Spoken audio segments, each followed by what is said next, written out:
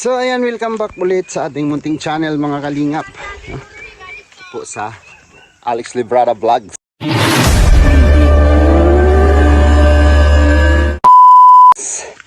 Ito po yung last vlog natin dito. Last vlog natin dito sa bundok ng Tralala. Ano hinahanap mo? Kapit sa kabayo gani. Ang gasa to kapi ilang hulog.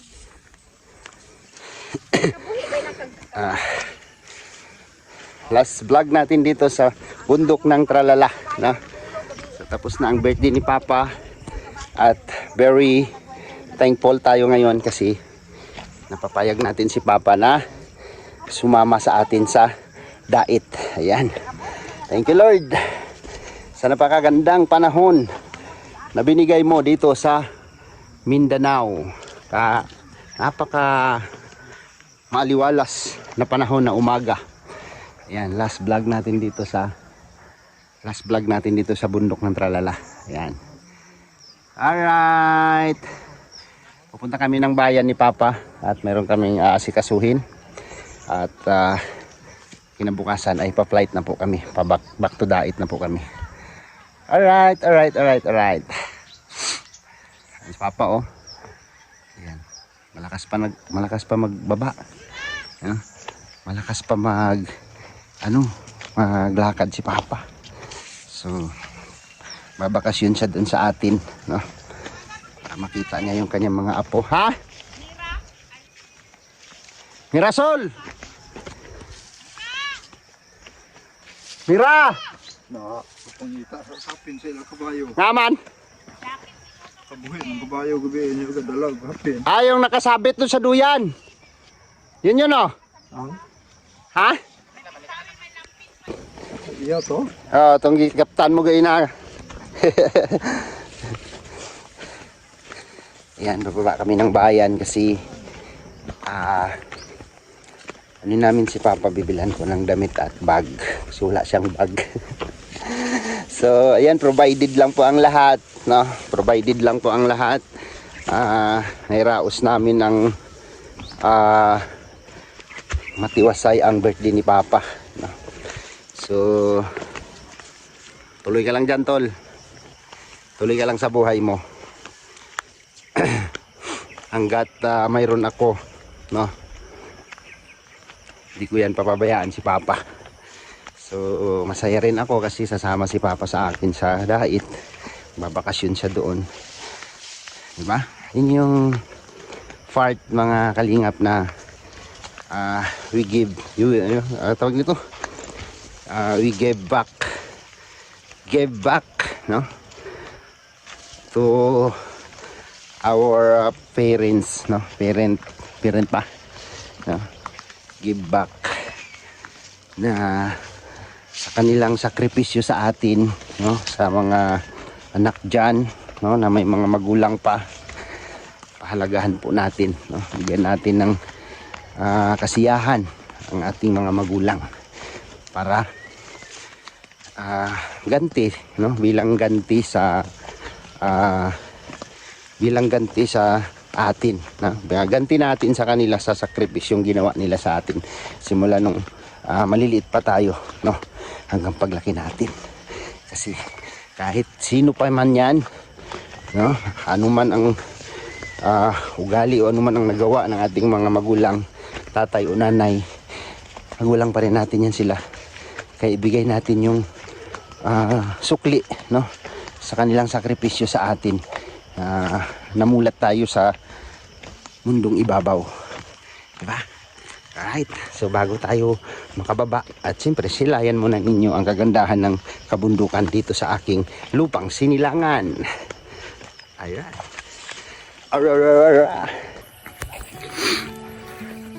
Grabe, kalbo na talaga ang ano. Kaugali na, abi ko si Papang nang gasunod sa akon. At dan ko to tindin kay siya ra pa to nag-service sa akon pakadto dito. Dito to nga lugar oh.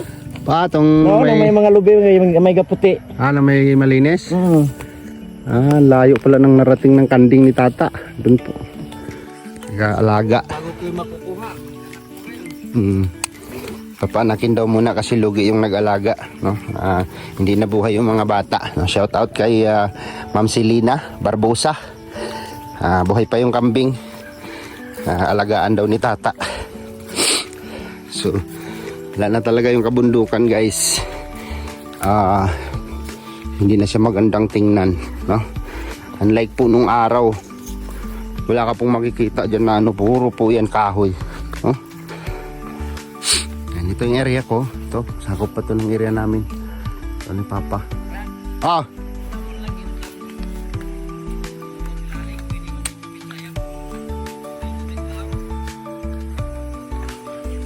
Hindi na, mag-commute na lang ko. Parehas naman gapon na. Sa una, no, puro kahoy na diha, no. Wala kang makikitang ano yan, yung kabundukan na yan. Virgin Forest ni so na. Oo. 1980. Sabi ni Papa, 1980, puro galabaw pa ng mga, kita mo yung kalalakihang mga puno dyan. Mga No? yakal, Tapos, lawaan. kahit alas 9 na, pags lang yapon dira, no. Nung araw po, mga kalingap, tagal po mawala yung pags dyan.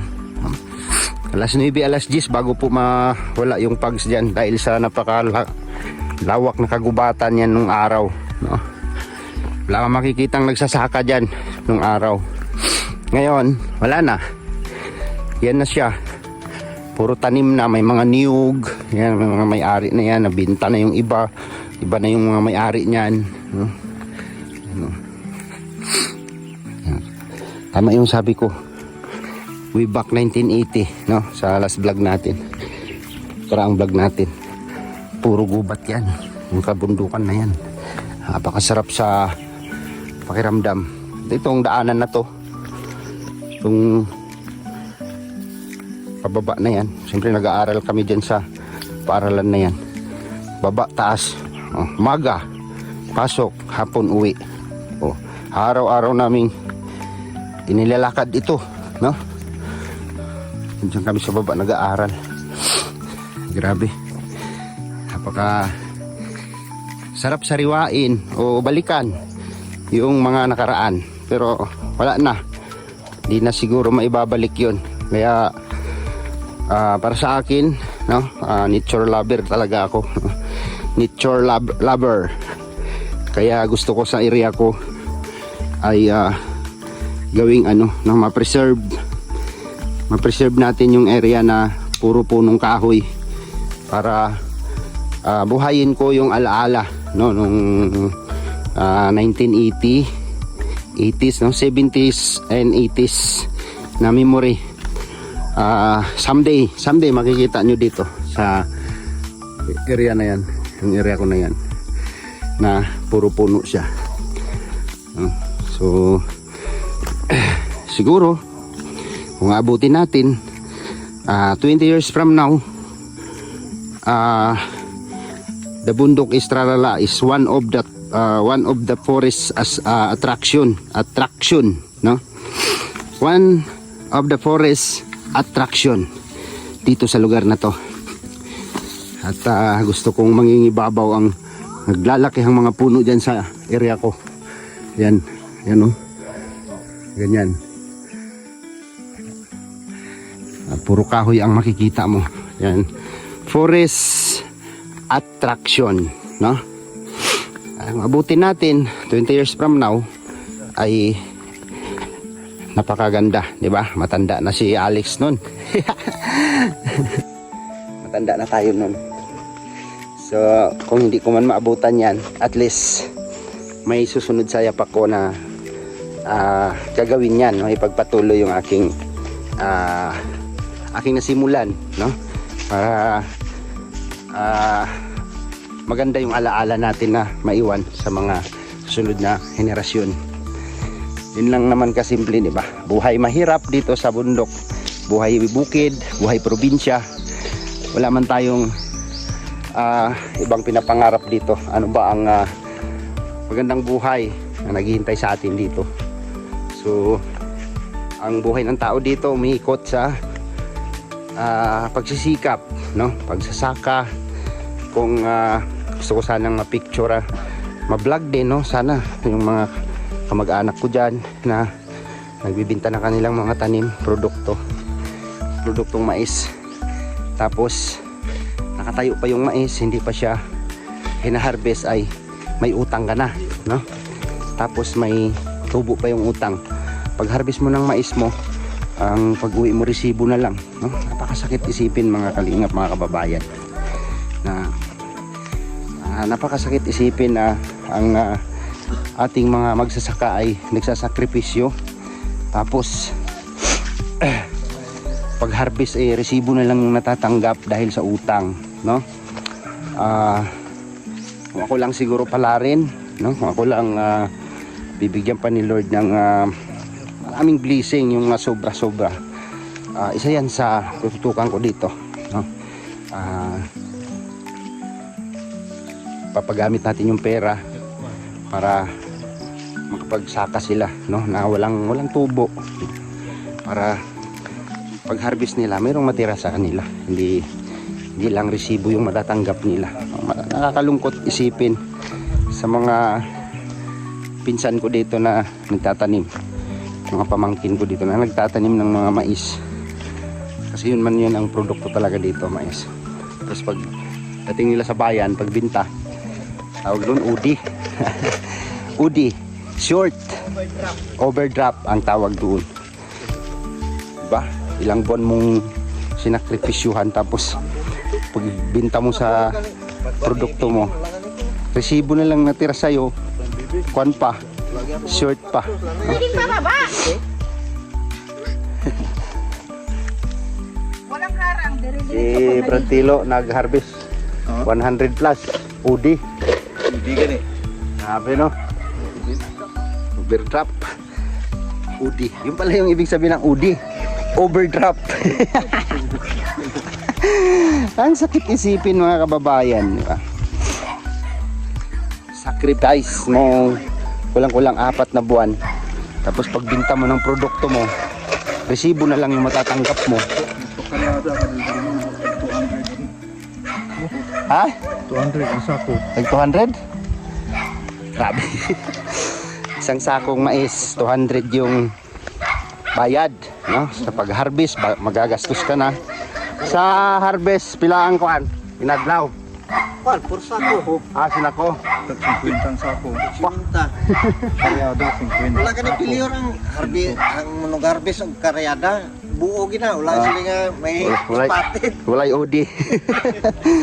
O, di ba? Ganun kasakit mga kababayan, no? Deliver mo ang ulit mo resibo ng lalaki. Pag harvest, bayad.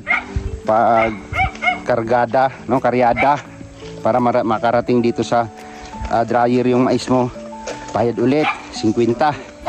Tapos iti-tracer yung mais mo, per kilo na naman yung babayaran mo hanggang matuyo yung mais mo.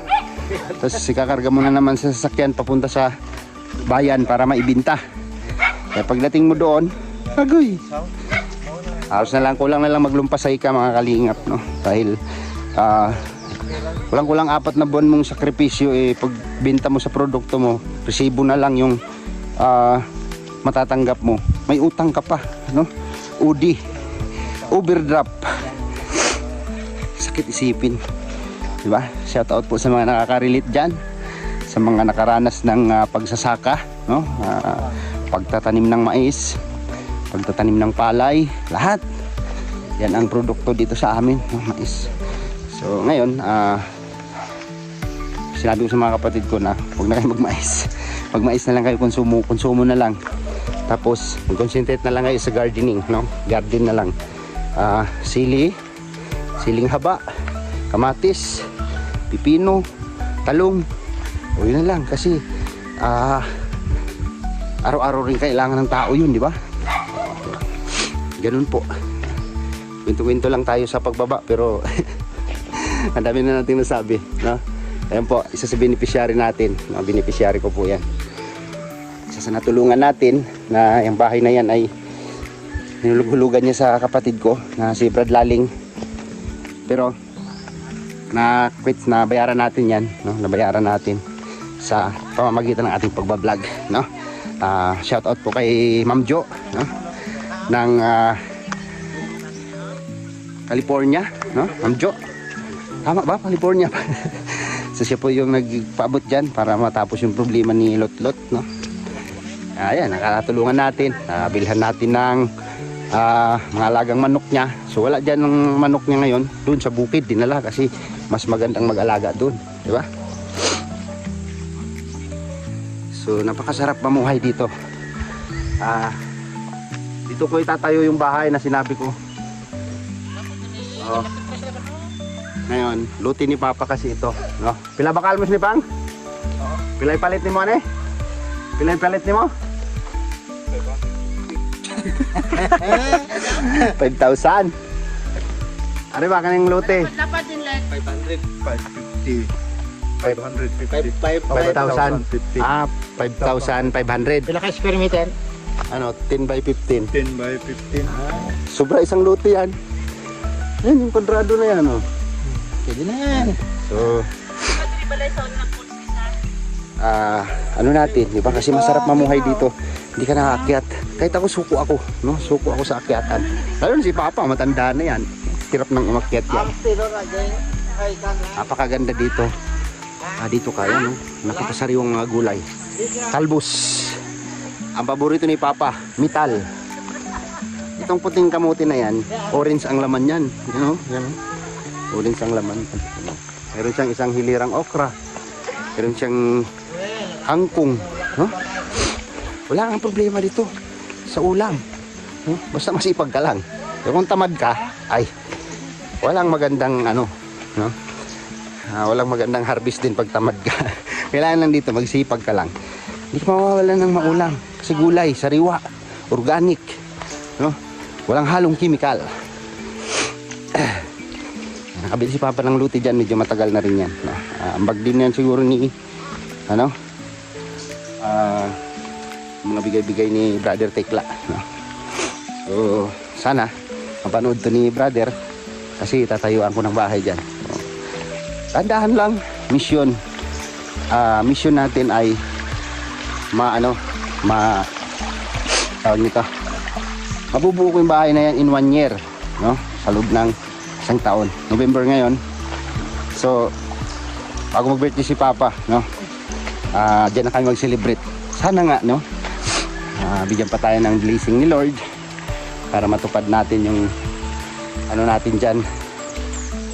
Pabahay kay Papa, no? Pabahay project, di ba? Napakalaking ano po yan, part ng ating charity pagka natupad natin yung pangako na yan. So ayan, dito na tayo sa baryo. So, ito po yung bahay ng kapatid ko. Ayan. So, ito ko kayo dyan. Bulok na. Laglag na. Laglag na yung bintana niya. Ganyan lang ang bahay, simple lang, diba? Pero balak ko dyan gagawin kong half hollow block and half kahoy para maganda. Ayan, center po yan. Dito po ay Librada Village, no? Librada Village. Ito yung founder ng Librada.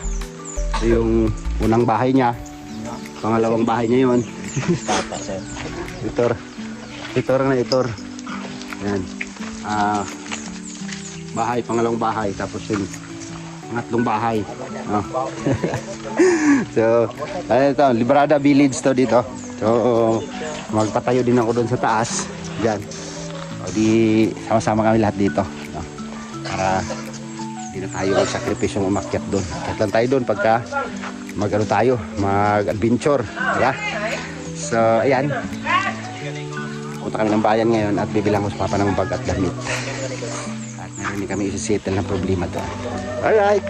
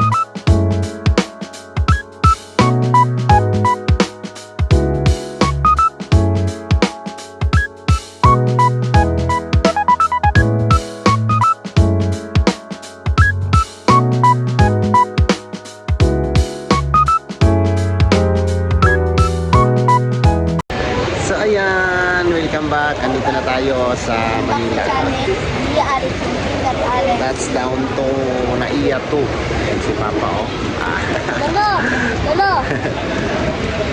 Mabay ko ba na? Kape ka kayo na dito sa aeroplano? Wala kang nga kape? Ha? Tubig lang. Libre lang man.